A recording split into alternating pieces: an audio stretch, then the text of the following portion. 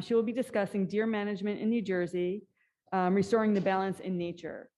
Carole has been with the New Jersey Division of Fish and Wildlife for over 20 years and currently holds the title of Chief of the Bureau of Wildlife Management. The BWM is responsible for all game species other than fish in the state. Prior to her serving as the Bureau Chief, she was the BWM's White-tailed Deer Research Project for 13 years, 11 of those serving as project leader. She's a graduate of Rutgers University, and please welcome Carole.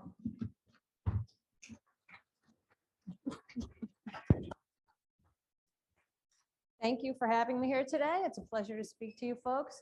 I actually speak to forestry groups probably at least once or twice a year, so this is no different. I do not see my slide show up, but I'm sure we're working on that. Okay, there you go. So I'm going to talk over here because then I can see what I'm talking about. You guys don't want to look at me anyway. So I always start off my presentations with this slide, and it's for this reason. Years ago, back in North Jersey, up in Somerset County, New Jersey Audubon Society was opening their properties to deer hunting for the first time. And it was quite a controversial thing. And we were having a big public meeting in the township where their office and their property is. And we had a whole panel of experts. I was the wildlife biologist. There was a plant ecologist. There was a forester. There was a legislative liaison. There were a whole bunch of us. And we gave our spiels. And then we went to Q&A. And a woman from the audience got up and she was visibly upset. And she said, "I demand to know why you have declared a war on deer." And we all looked at each other like, oh, uh-oh. And somebody from the audience actually very eloquently answered that question. And he happened to be the president of New Jersey Audubon. And he said, "We have not declared a war on deer. We have declared a war on imbalance." And I have used that quote ever since because it's a good one. Because you will get pushback from some folks who don't understand why we are trying to manage deer populations. And it may interest you to know that we have the highest deer populations in North America in recorded history today. We created that. So it is now our responsibility to try to bring some balance back for the environment, for the humans who co-occupy that habitat with the deer, and for all the other wildlife on the land.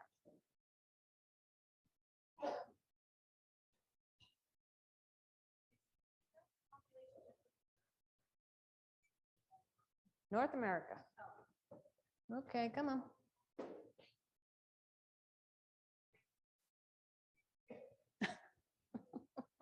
I'm pushing.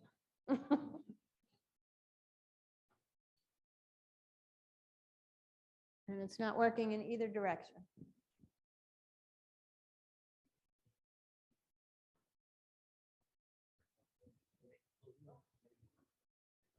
Okay, there we are. So, how did we get in this situation? Some of those pictures I took, not all of them. Everybody wants to know about the one with all the bucks under the trampoline. New Jersey, the most densely populated state in the country with humans, how did we get such a robust and healthy deer population? Well, we created deer habitat. Deer are not a forest species, they are an edge species. So where forest abuts suburbia, corporate parks, school campuses, recreational parks, you name it, that's where the deer congregate. New Jersey was forested before the European arrival. We started cutting trees for various reasons. We create habitat for deer.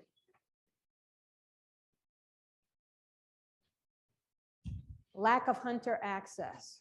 The most efficient and cost-effective way to manage any wildlife population is through regulated hunting. New Jersey is almost 80% in private land ownership.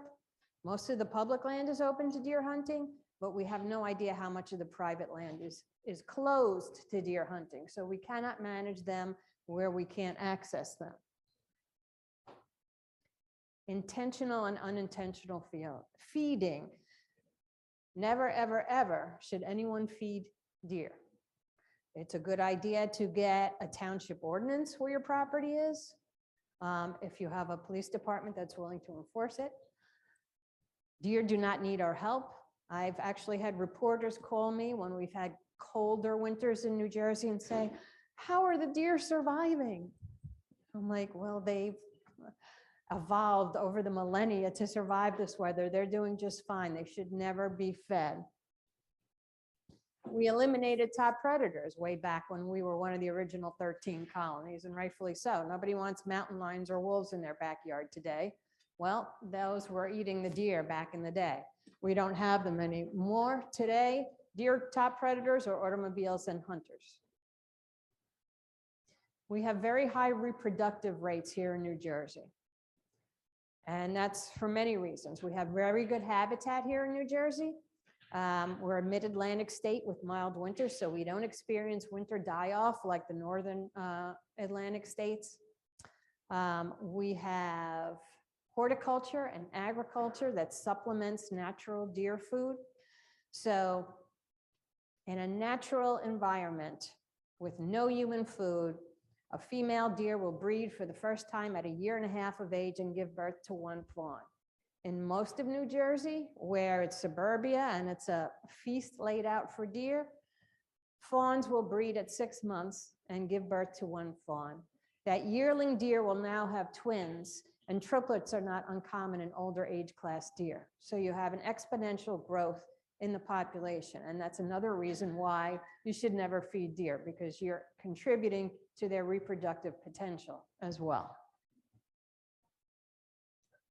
So deer management actually has a very long history here in New Jersey. Who wants to guess what year we started managing deer? 1907, is that what I heard? 1884? Okay, at least I get them. We're not in a food coma, that's good. I'm getting some feedback. 1771 was the first deer regulation on the books, and that wasn't the first hunting regulation. Licenses came even earlier than that. Why? Because we were one of the original 13 colonies. We almost extirpated them, which is localized extinction, because people use them for food. People use their hides who were sending things back to the motherland in England. We shot a lot of deer back in those days. So much so that in the early 1900s, they closed the deer season completely. And at that time, if you can imagine, if you even saw a deer, it made the newspaper. Imagine that today. If you didn't see a deer, I think it would make the newspaper. In 1911, we began a restocking program, and by the late 1950s, deer had reached carrying capacity statewide. And it's also interesting to note that we started getting farmer complaints around the same time. How do we manage deer? Well, in the early days, we based it on biological carrying capacity, which is the amount of animals that the environment can carry in a healthy manner. So enough food, shelter, water, et cetera, for animals on the landscape. In the 1980s, we started switching to cultural carrying capacity, and that's the number of animals tolerated by us. Lots of deer-human conflict out there. In the early 2000s, we added in forest health because we realized the importance of that as well. So our small state is actually broken up into about 60 deer management zones. And there's different colors there because the different zones are grouped into regulation sets based on season length and bag limits. We have some of the most liberal deer hunting regulations in the state. The most restrictive regulation set we have, you can hunt almost 3 months. In our most liberal regulation set, 5 months. We open second Saturday in September and close the third Saturday in February.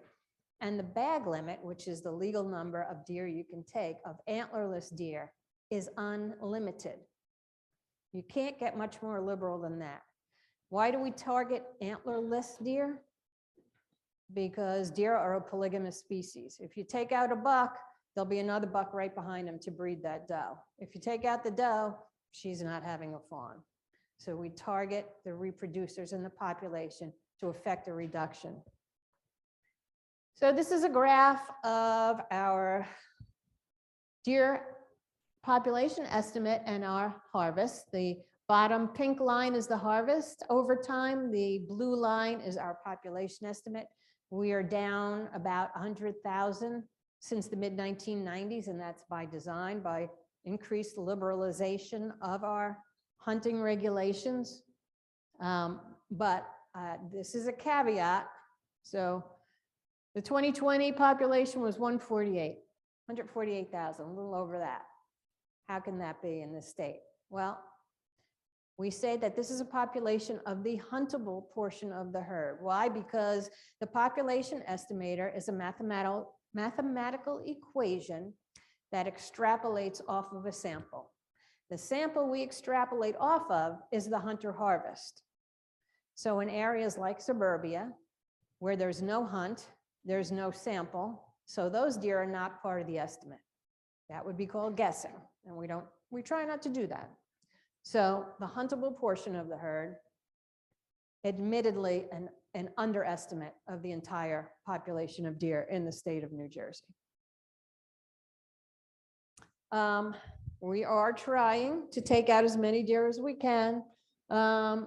This is the National Deer Association. New Jersey is in the top 5 states nationwide for the amount of antlerless deer taken per square mile and the ratio of antlerless deer to bucks taken per square mile. So we're trying to achieve our goal where we can access the deer.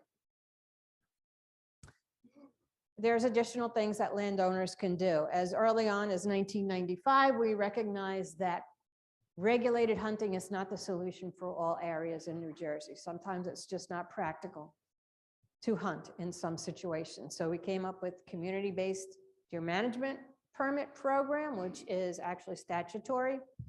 And it allows its applicants, which include municipalities, counties, county boards of ag, and airports, to exercise control methodologies outside of regulated hunting. It also allows for research on things like contraceptives in deer, which we've done for decades as well here in New Jersey.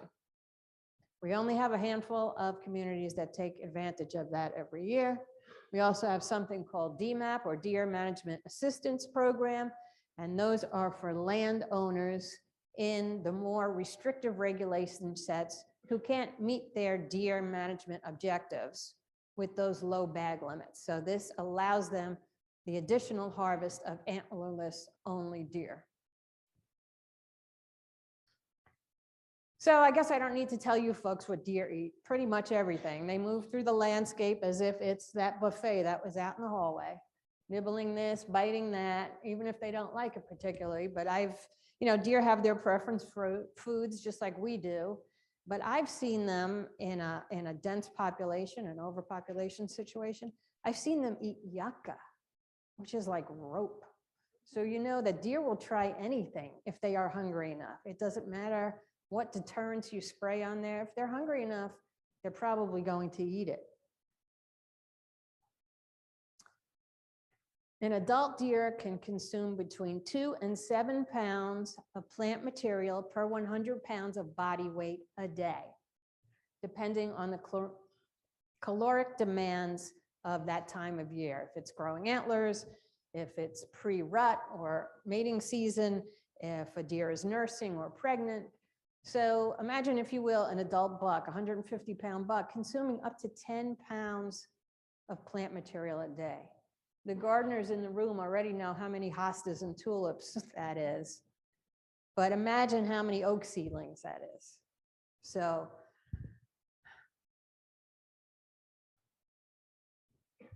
yes, they can do a lot of environmental damage. To the untrained eye, nothing's wrong with any of those pictures, right? For us, they're a nightmare.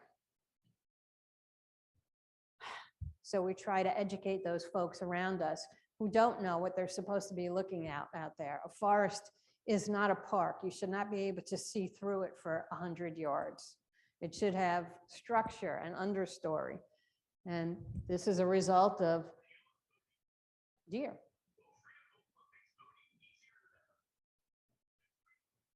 Sorry, we have a commercial. It's not a sponsor. Okay. So if you look in the literature, deer are called a keystone herbivore, which means they can change the structure and composition of a forest, which thereby affects everything in that forest, from insects to herps, to birds, to other mammals. I mean, everything. They can destroy it and make it a desert.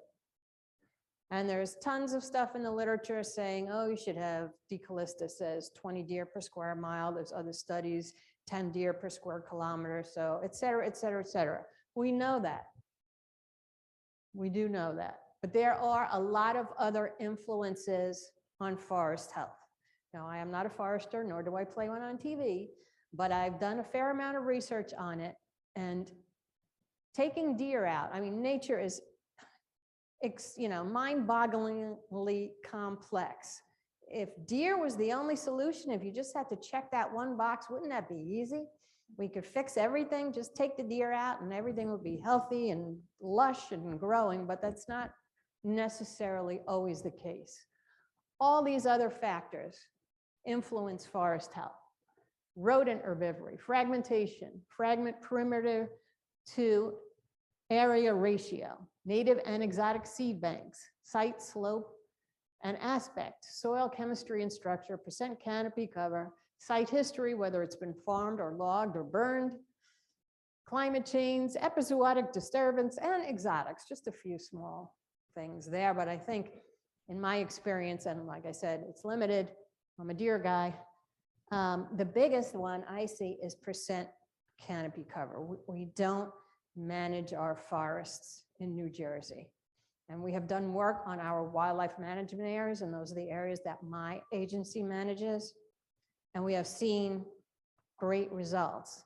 Now, I know that the word cut, when it comes to a tree, is a 4-letter word these days in an age of carbon sequestration, but I'm going to borrow a phrase from business. Sometimes it takes money to make money. Sometimes you have to cut a tree and open up the canopy and let the sunlight hit the forest floor so that seeds germinate. And if you look in the literature, it's like statistics, literature and statistics. You can find something to back either argument that you have. So in the literature, there's also a ton of citations, and these are just a few, and they're all citing that deer alone are not necessarily the solution. They're a start, they're part of the equation, they're not the total equation. This is a wildlife management area that we cut with a deer exclusion fence around it. Can you tell which is the inside and which is the outside? It's Berkshire Valley, it's up in Morris County. All we did was cut and let the sun in. We didn't change harvest regulations. Hunters continue to take off as many deer as they did before we did the cut. And if you could see, this is the foreground here. It's uncut. Look at the stem density in the back where we did cut. And we're seeing great plants, the plants that we want to see, like maple leaf viburnum showing up there and other natives. So that might be something that you would want to consider along with managing deer. So the magic question that everybody says, well, how many exactly should I have? How many deer should be on my piece of property? Remember that long list of things that impact forest health? Go back to that and apply that to your specific site. There is no magic number, no matter what the literature says about 20 deer per square mile. Sure, 20 deer per square mile, if you took that and applied it to the pinelands of New Jersey, you couldn't get 20 deer per square mile there if you tried. The habitat just won't support it. So you have to look at your habitat, the site history. If it's been farmed or logged, like probably 99% of New Jersey has, the soil structure is going to, and the chemistry is going to be disrupted, which allows exotics to come in. Your seed bank Who knows? I mean, when we first started managing deer up at the Watchung Reservation, I don't know if anybody is familiar with that. It's up in North Jersey as well.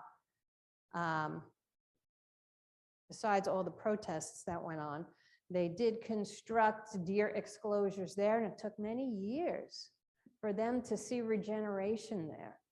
I don't believe they cut, but it took a while for the seeds to come back and start sprouting because it was so impacted by deer for such a long time. So if you need a number for deer, if those on your boards are demanding a number for deer, you can get it. We used to do fixed wing or helicopter forward-looking infrared flights. Now they do them with drones. Mixed results from that. We utilized a drone not so long ago and was not impressed, but some are better than others, so shop around if you need a number. But look at other indices of population.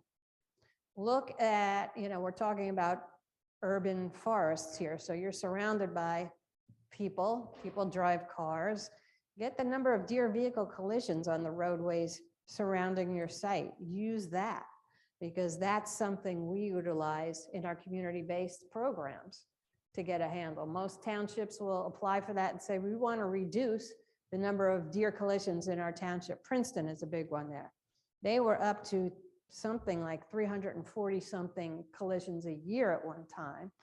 And they have had a community-based program in effect for, gosh, I want to say a few decades already, and have reduced that number. So you can use other indices to the deer population without going through the expense of doing flyovers to get a count of deer. Your local police departments will have those records. I think the most important thing, I don't know how many people in the room are foresters themselves, but is to have a forester evaluate your site. See what's there now, and then see what you want to be there. You're probably going to have to use herbicides and cuttings to get rid of a lot of the undesirable plantings, and that's okay. But don't invest money without managing your deer, because that's like flushing it down the drain. As soon as you put a nice tasty oak seedling that came from a nursery, so it's fertilized. Did you know that fertilized plants are actually more palatable to wildlife? There's been studies on that. It's probably like putting salt on your food, I would imagine. I know as a homeowner, I would put out mums in the fall, like everybody, right? I had some mums that were in the ground for years. Deer walked right by them, ignored them. The ones on my front steps, mowed down, fresh from the nursery. Must be true. Small experiment. So find out what you have and where you want to go and manage your deer. What else can you do? Well, if you can use regulated hunting, that would be great. A lot of people think you probably can't, but you probably can, actually. You can recruit local hunters, but the hunters have to be managed. If you're going to use hunters, don't assume that their priorities are the same as yours. They may want a wall hanger, meaning a nice big buck, instead of taking those antlerless deer out. So give them that buck after they take a couple of antlerless deer. People who aren't producing and meeting your goals of deer to be taken off the property, get the boot. You're the boss, but you do have to manage your deer and your hunters. And every county has a county chapter of the Federation of Sportsmen's Clubs who will come in and manage a hunt for you.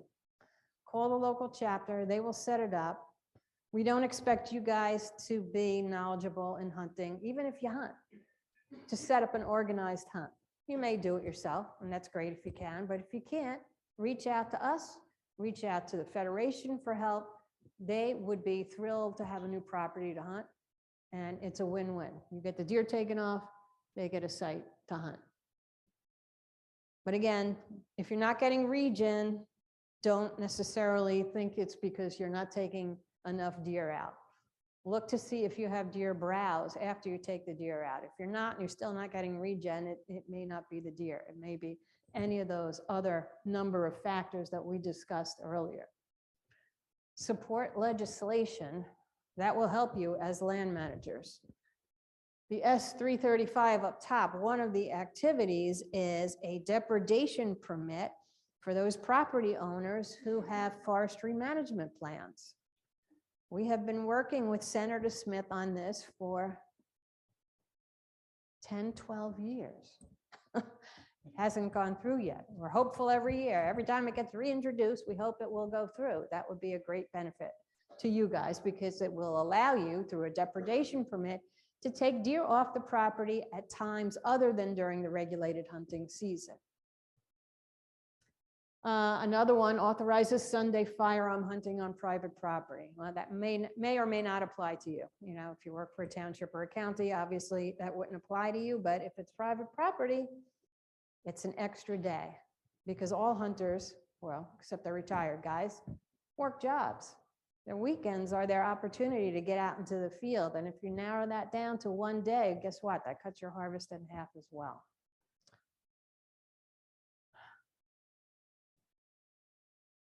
I would be happy to take any questions that anybody has at this time. Yes, ma'am.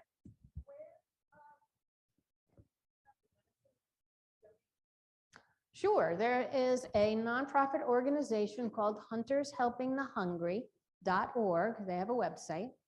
And in fact, this year they announced that it is fully funded, which is nice because in the past, hunters would take their deer carcass and have to give a donation of $20 or $40 to help meet those processing costs. But that venison goes to food banks, which are in dire need of protein. I mean, they get donations of pasta and vegetables and bread and all that kind of stuff, but protein is in short supply. So it's a great program, very worthwhile. And if you're, it's a good way to keep hunters in the tree if you're using hunters, because everybody only has a certain amount of freezer space. And after they fill it, they're going to stop hunting. If you pay for the butchering, offer to pay for the butchering, you'll keep them in the tree and they'll be taking more deer. So meet your goal that much more quickly. No, it's a private nonprofit organization. Yes. Yep. Yeah, it's great. Anyone else? Yes? Sure. Yes, sir. Yes, sir.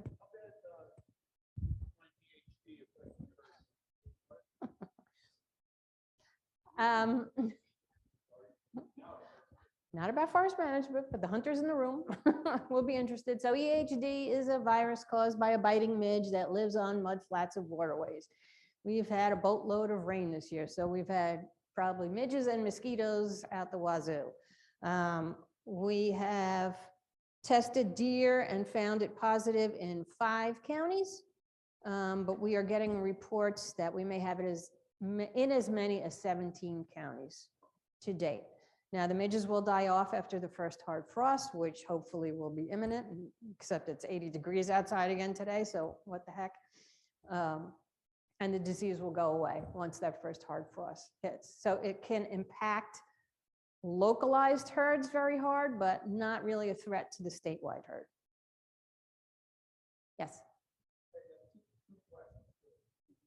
One is the way that I'm a forest plus okay.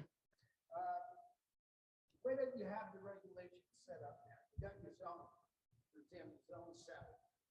Okay. Now the way that you give out the permits are by zones. What seems to be the problem, give out permits, very liberal with the permits. New Jersey is one of the best states for the bad ones. But the hunters are showing up the same places where they've always been hunting, where they do get heavy hunting. Now, my property in particular used to be when I was going to check in my deer, have a line going through the middle of it. There's like a sub-zone. Okay? Yeah, there's 2 zones in it. Well, not zones, but air units, maybe. Units, yeah. Okay. Why can't we do the permits according to those units? It might be a little go into the areas that haven't been hunted and being a little more liberal with the ban limit there. And this way you would get a better distribution of hunters into places where they need them. Because the deer, you know as well as I, they'll hold up in those areas that they can't go, where the hunters aren't from.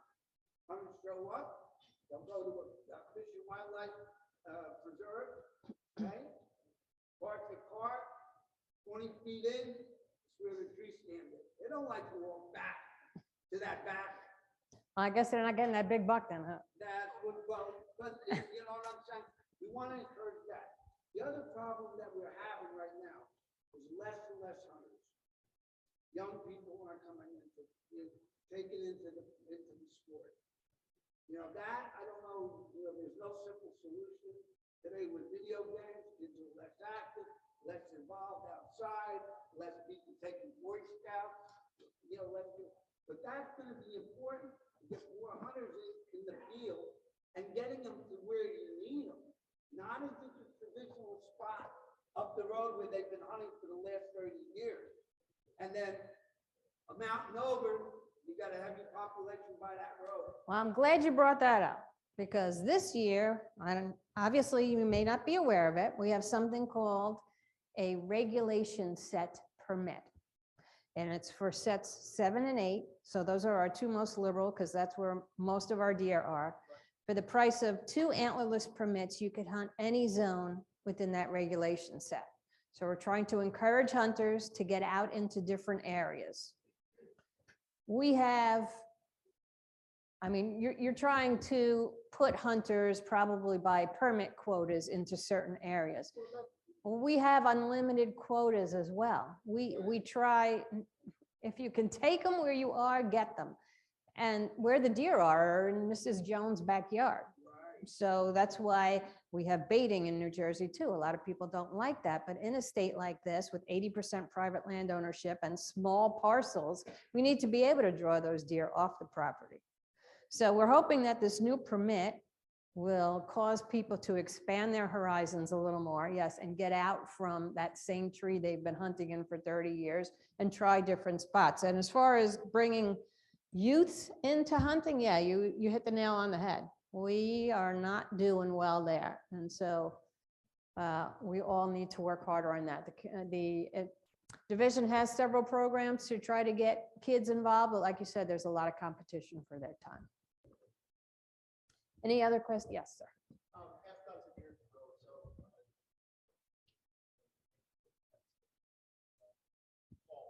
Yes.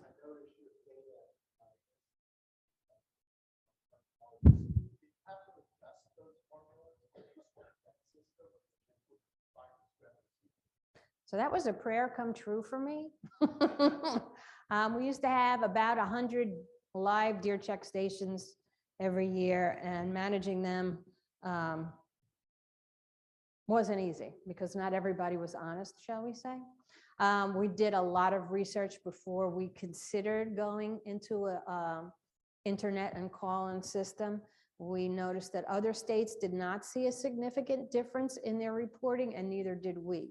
We don't believe the method of reporting creates a criminal. There's people out there who are going to break the law no matter what the regulations are. I don't think we create them by changing the regulations. It's always been an honor system. You put that deer in the back of your truck and you could have driven home instead of going to a check station too. So we did not see any change in our harvests when we switched over. Yeah. One other thing. The liability issue. You know that? Landowner Liability Act. Right. But now there's a, what do you call it, a little caveat to that. Now, if the landowner is receiving pay for that. Correct. Then he does. Then he's liable, yes. Okay, just make that clear. Yep. Then letting someone like a Joe comes to you and says, hey, listen, when I hunt on your land, and you say, go ahead, and. Yes, if you're charging a fee for the usage, any recreation, Right, not just hunting. yeah. Right, Okay. correct. A lot of people don't know that law. A lot of people won't let hunters on because they're scared of the liability issue. And a lot of hunters, if they belong to the Federation or the NRA, come with $1 million of insurance anyway. So, but it's a good point. Thank you for bringing that up. This is turning into a hunting meeting. Yes.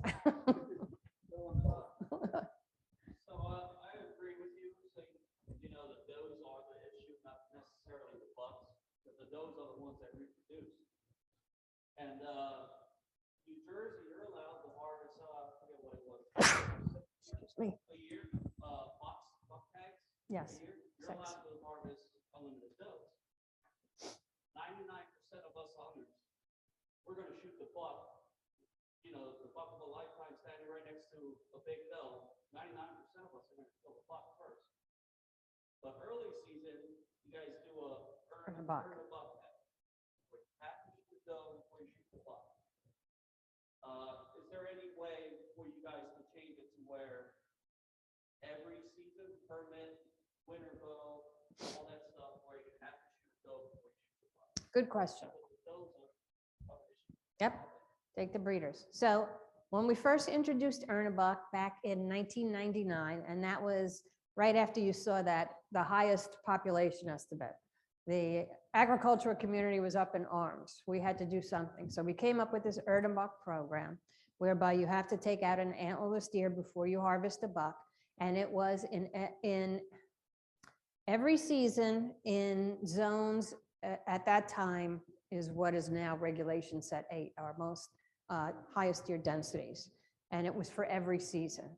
And the first year we had it, we saw something like a 60% increase in the antlerless harvest. We were like, wow, this is great. This is just what we want to do. So that was 99. So after about 12, 15 years, the year escapes me now, hunters were like, we're sitting in trees, we're watching buck after buck go by, and we're not seeing any antlerless deer. When we looked at the permit sales, we found out that the permit sales, we were losing hunters in the zones we wanted them, in the Earn a Buck zones, which were the very zones we wanted them to take deer out of, faster than all the other zones. In other words, we were driving hunters out because they were frustrated because they weren't seeing the antlerless deer to shoot. And little by little, we whittled that program back to just having it in the first 2 weeks of the fall bow season now. So we've been there and we've done that. Can we bring it back? It might be worth considering in some areas, yeah. I mean, I know a bunch of hunters that, you know, they're killing $6 a year and one doe. You know, when we look at, yeah, well, if I had a slammer walk by, which one would I take? Yeah, but so that's a matter of opinion too. Something that impresses you may not impress me and vice versa. So it's something that we'll look at. The Fish and Game Council is actually the body with the authority to set regulation in the state. We present the data, we make recommendations, and they set the regulations themselves. So it's something that we may be looking at. Things need to be adjusted in certain areas. But after this year with EHD, populations might be down locally in some areas too. Sure. Working with the New Jersey Farm Bureau, Mhm. and trying to get like a website together to where, you know, if you know, farmers or foresters or look for hunters possibly, you know, sign up and stuff like that. But there are a lot of hunters who don't want to do the public land thing and stuff like that because of, you know, other reasons, where it's theft of property or, you know, and like bumping into anti-hunters, that kind of thing. Is that I don't know, a route you guys would be willing to take? I hear you. In fact, 2 days ago, I was at a meeting of the Farmer Sportsman Committee of the Fish and Game Council. The Farm Bureau was there. The sportsman representatives on the Fish and Game Council were there. And me and my staff were there. So we have discussed a match.com, if you will, between farmers and hunters. We tried it about 30 years ago. It was a failure. And we just did a survey of farmers in Atlantic County. We said, if you could be matched up or introduced to a pre-screened hunter for your property, would you want to do it? 3% said yes. It's not the hunters, it's the farmers that we have to try to communicate with. And, you know, if you know farmers, offer to help them out doing something on their property. Maybe that'll get a foot in the door. I mean, I'm at my wit's end trying to figure out what words to use to get them to work with us. That was the point I was making about that freedom from liability. They don't understand that they're free from liability. Because as a forester, my clients, Mhm. I try to get people to allow hunters on the property, they're concerned with the liability. A lot of people just don't want strangers on their property. That also. Yeah. Can you talk a little bit about buck rub on newly planted street trees? There's some places that they, like always the same buck, and if that buck goes away, will they choose? So they, buck rubs was the question. So as their antlers are growing in, there's two reasons. Either to scent mark a tree or to just scratch the velvet off. So deer have antlers, not horns. Horns are permanent keratin, protein-based. Antlers are actually bone that grow outside the body. And as they're growing, they have something called velvet on them, which is actually a network of blood vessels that feed the bone. So as they're growing, they have this velvet and they harden up before the mating season because they're used to spar, to hunt for, compete for females. So they will rub on trees to get the velvet off. They will rub on trees to scent gland during the mating season. So you see most of the activity in late summer and fall. Tree wrap is your best bet if you can do it. What diameter is it a certain, I noticed it's younger. It's usually younger trees and, what's the distance between two antlers? Yeah, pretty much. Yes, sir.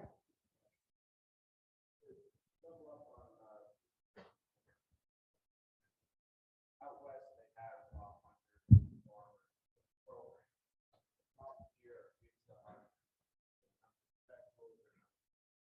And one bad experience. Shells everywhere, garbage everywhere. But breaking up with fields because they don't want to drag the deer out. I know more enough about it. Take his recommendation a step further. We have our buck season in December for stock. We get to have unlimited bag limit. Typically, the antlers are off. But you don't know what you're getting. And I think a lot of bucks are killed during that February, that 2 weeks in February, where they fall in the days or better. It's probably early, where instead of a buck December, have it at the end. So, no, they still have their antlers in December, in January. But at the end of January, February, while they're still hunting, they're just sticking browns down around here. And then so it's field dressed and it's a male. So first, I'm sorry you had bad experiences with hunters on your property. Oh, I didn't. I just get deprived a lot. Well, somebody did, or they're using that as an excuse. And that's why we would try to make a program where you actually know the people who are on your property, where you would make the hunters sign a contract, not a legally binding contract, but the farmer or landowner would detail what behavior they would expect from hunters on their property. You will gut your deer here if you want, if they don't want the gut piles in the woods, bring them somewhere else, et cetera, et cetera. So we're trying to bridge that language gap. As far as taking bucks in the late season, yes, we do have a category for drop sheds. Yes, thank you. And we do see them late in the year. It's not a significant number that get reported. We also try to tell people when you're taking out a fawn, glass it so you know whether it's a button buck or a female. You can tell the difference if you take the time to look between a fawn. So you want to take out the females if at all possible. Yes, we are. That's why we call it antlerless category and not female.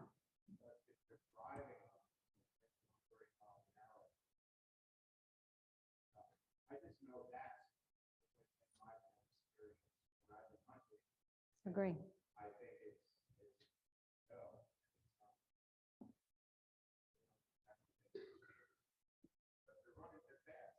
I know.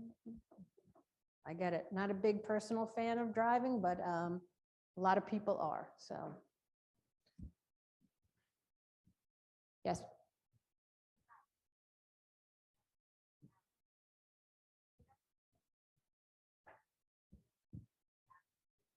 You mentioned that there's issues regulating properties,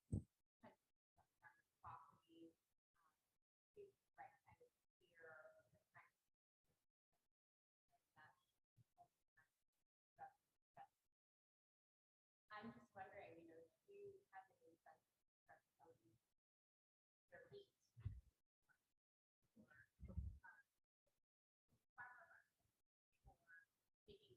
Making it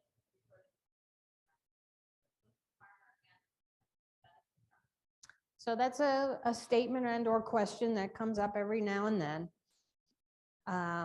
It is currently illegal to sell any part of the deer except the hide in New Jersey, so that will require a statutory change. It also contradicts the North American wildlife tenet.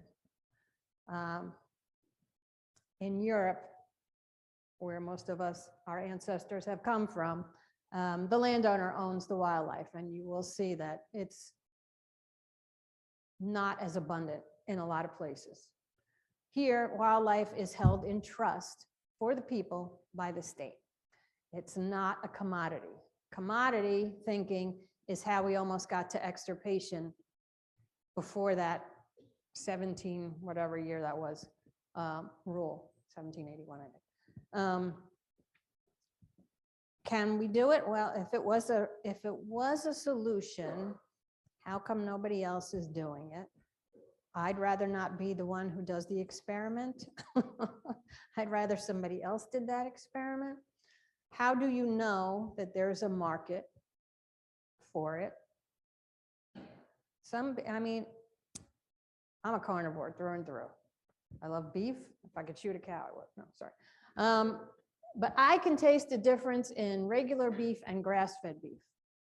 It doesn't taste the same. Venison is not going to taste the same. People don't like lamb because they call it gamey. So is there a market for it? We don't have a number of game butchers that we would need to do that, because they would need to be inspected by the Board of Health. Even for Hunters Helping the Hungry, that's our limiting factor, is the number of butchers. We have a lot of game butchers out there who do it out of their garage or their basement and fly under the radar. But the professional guys who are submitted to these regulations and inspections are few and far between. And also, you are now pitting neighbor against neighbor. Those are my deer. I want to sell them. No, they're mine. There's a safety aspect. If I see something walking by that's $300, $400, $500 on the hoof, am I going to take that shot that I might not have taken before when it was only going in my freezer? So there are a lot of things to consider when you're talking about the sale of venison. And like I said, if it was a good solution, how come nobody else has done it? So I don't think that's our solution. You heard that 80% of New Jersey is in private land ownership. We don't know how much is open to hunting. And it's mainly because people don't want strangers on their property. So would they want it now? Would that change things? I don't know. I think not.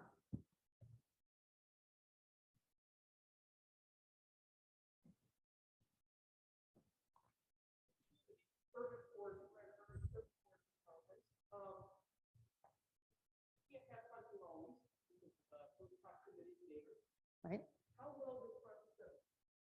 Oh, I'm glad somebody brought that up. So the question was, how well does contraception work? Because we can't have hunting everywhere, obviously.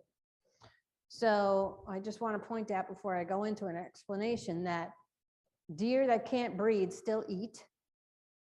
So it doesn't solve your immediate problem, because you are waiting for that deer to either get hit by a vehicle or die of old age or some other disease. There is one chemical that is legalized for use here in New Jersey, and it's called Gonacon. I think we are the third state in the country that legalized it. We did it for use in captive herds, and this is why. I mentioned before that we've done research on contraception in deer in New Jersey since I was a student at Rutgers, long time. With Gonacon, in studies done in New Jersey, it was found that it had a 70% efficacy rate, which means that 30% of your adult does are still breeding and having fawns. Also, per label usage from, I forget, I think it's USDA who regulates it, because it's actually a pesticide. You need a pesticide license. Per label usage instructions, you cannot use it on a fawn. And we know that in problematic areas, 40 to 50% of our fawns are also reproducing. So if you took it, and I ran the numbers with real life reproductive rates from an area with problematic deer, and if you could catch every female in your township or whatever, which is also a real crapshoot there. How could you get every female in, right? You would still see a 29% increase in the harvest, and you're paying about probably, I don't know, $1,000 a pop, maybe more now, per animal. And this is not a one-shot deal, pun intended, because you have immigration of deer from other areas, and you have reproduction still happening in other areas. We got a proposal to do ovarectomies in female deer from a township in Bergen County. So not just a tubal ligation, which is a quick snip in the field. This was a little more involved. So you need trained veterinarians. You're performing field surgery here. Again, how can you capture every female? And then I was doing my due diligence and looking in the literature, and I found a paper that said that female deer who were not pregnant or did not have does had a 40% larger home range. And the home range of deer is about 1 square mile. It's where all their biological needs are met. They had a 40% larger home range than does with fawns or pregnant does. And this town was bordering on the, very busy highway. I'm like, that's an increase in deer vehicle collisions right there. So it's not practical yet. And the reason it's so expensive is not because of the drug itself. That's the easy part. It's the labor that goes into it. You have to capture each female deer, hand inject, because darts bounce out. They don't give you the full dose, et cetera, et cetera. Hand inject and tag each deer every year. So the first couple are cheap and easy. As it goes up, it's not good. Cornell University did a study on sterilization. They did tubal ligations, and Cornell would be like the best place to do a study like this. They have their own veterinary college right there. They have their own campus police. It's a contained situation where you can control a lot of the factors. So they did tubal ligations on the female deer. And when they were done, they found out because the female deer continued to come into estrus, they drew in more surrounding bucks from the outside. So they wound up with more deer than they started with. And they wound up having a hunt. And the main investigator in that study, I have a quote by him, and it says, "Contraception is killing deer with automobiles."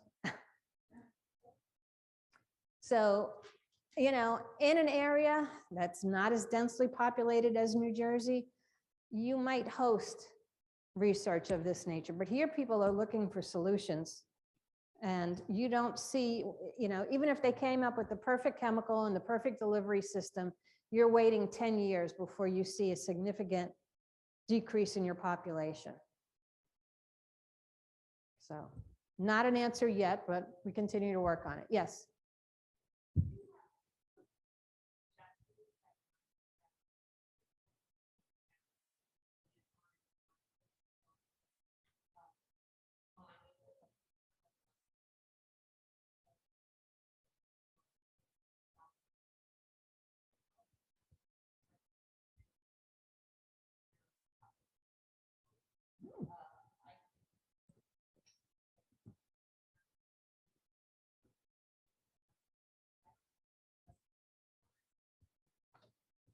So send me an email.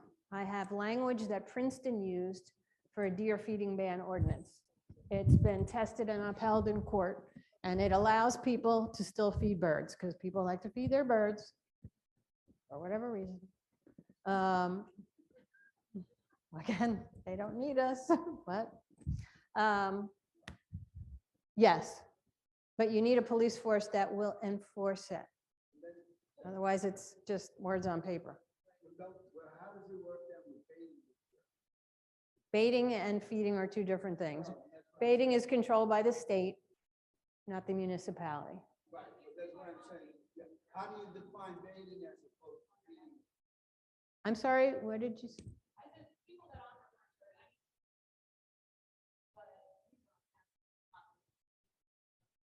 They're just bringing deer for feeding the sick. Yeah, they're feeding them. Yeah, all right. So that's the kind of thing that you want to stop. It doesn't, you're being a bad neighbor. You're drawing deer into your community and they're doing damage not only to your property, but to all the surrounding properties.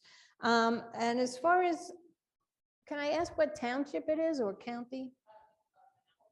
Manalapan, sure.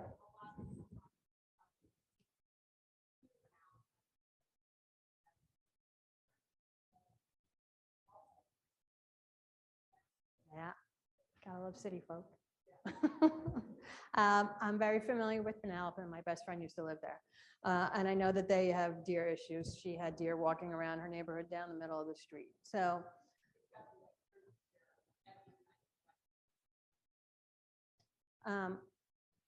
you could contact the township officials, get your neighbors to contact the township officials and let them know that you are unhappy that there is a deer problem and have them reach out to me and we will begin discussions on what their options are. Yes. Is it feasible for a community to require as part of the land development process that a landowner is required to manage the balance of deer population on the property from pre to post development?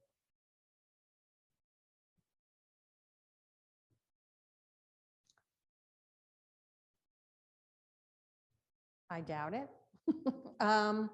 We, as an agency, have been advocating the inclusion of deer management plans in open space purchased by Green Acres, for example.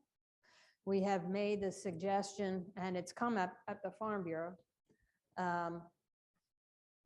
that farmland assessment be tied to deer management.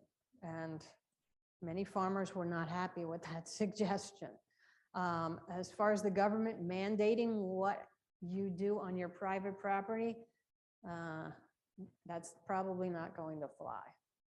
I wish it could, as far as deer management goes, but If a community required it as part of environmental assessment of property, impact on the community, is there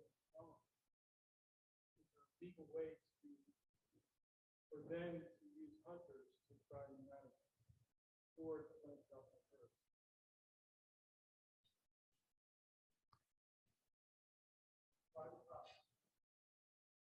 you would have to ask a lawyer that. Certainly, they can operate within the existing regulated hunting season if they wanted to just open the property themselves. But to mandate it, to force somebody, I doubt that would be legal.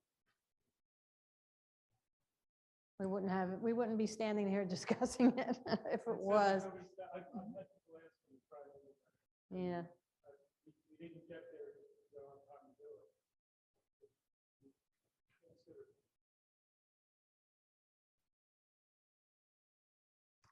Any other questions? Okay, thank you very much.